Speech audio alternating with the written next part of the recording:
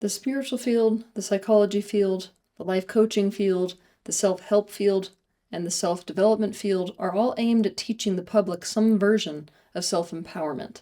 This is a very good thing. Self-empowerment is a pivotal element of well-being in life. At the very same time, there is a dominant shadow that is lurking within the teachers of self-empowerment and the communities, one that has become like a collective illness and one that can easily infect you. In today's episode, I'm going to expose this shadow to the world so that you don't fall into the trap of thinking that something very, very harmful is very, very good. I think a lot of us are failing to recognize that true spiritual practice is something that takes place in this minute. We have a strong value or something that forces my body to do this because I'm in such a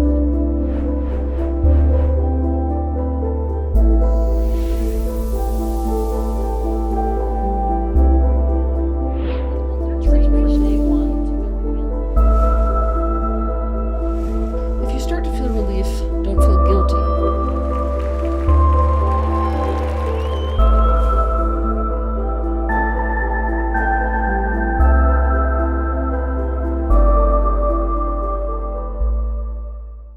In order to see the shadow, we need to get very honest about what drives a person towards a field that promises some form of self-empowerment.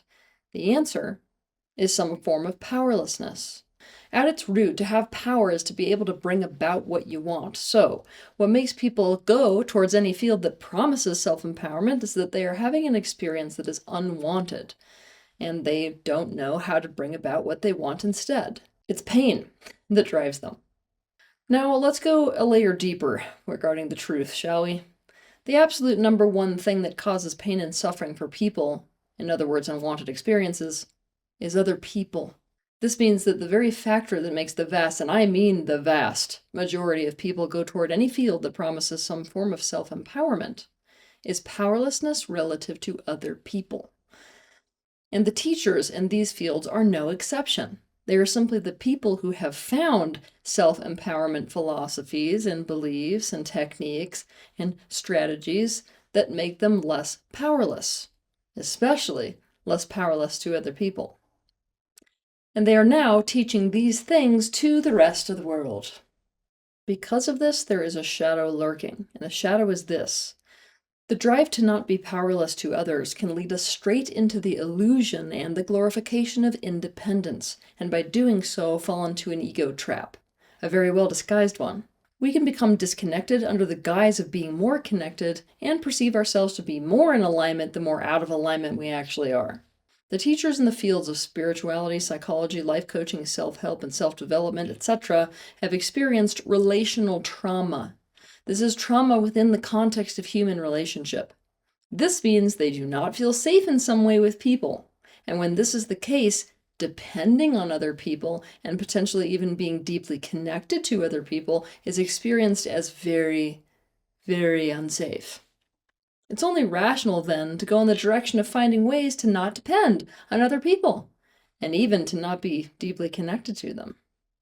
These ways, they can look like beliefs, philosophies, techniques, and strategies.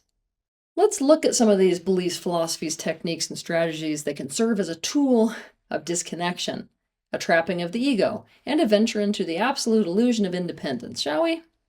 Okay, let's start with the concept that everything you need is within. The practice of non-attachment, the philosophy that the entire world is merely a reflection of the self, so you have control over everyone and everything outside of you. The technique of using positive focus as a means to create your own reality. The teaching that the only love that you truly need is self-love. By the way, if you want to learn more about this one, I suggest that you watch my video titled Debunking the Self-Love Myth. How about substituting your connection with physical beings with a connection with non-physical beings? Why? Because this is something that you can imagine to be more reliable than people. Techniques that are designed to help you be unaffected by what people do and don't do. The philosophy that how you feel and your well-being is not anyone else's responsibility, it's only your responsibility. The idea that you don't need to feel lonely if the whole universe is inside of you. The belief that emotional dependence is the exact opposite of emotional strength. The teaching, do not let the behavior of others destroy your own inner peace. the practice of not depending on anyone for anything that you can do for yourself. Any self-care practice can, in fact, serve in this negative way.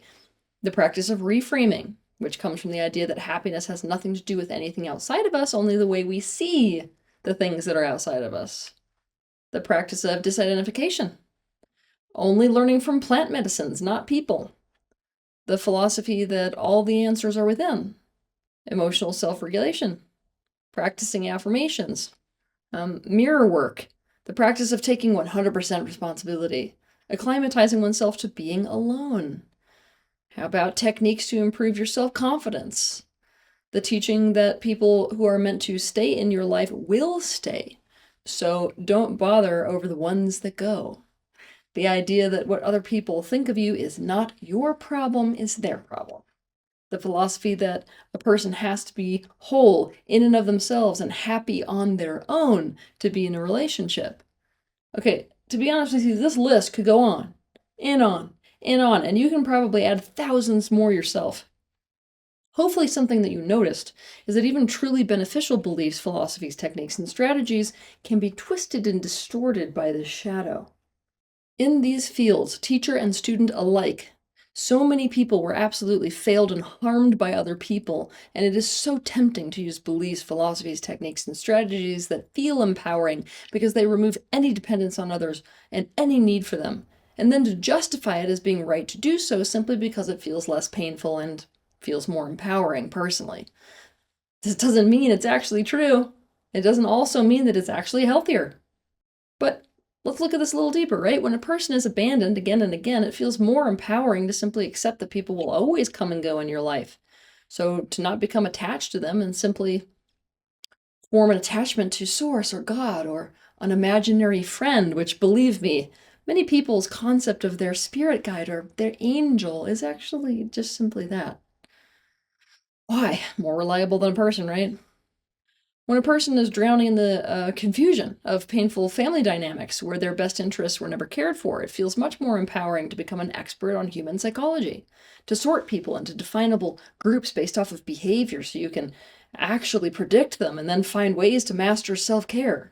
When a person is emotionally neglected, they will end up suffering from a deprivation of all the things they need to feel good emotionally.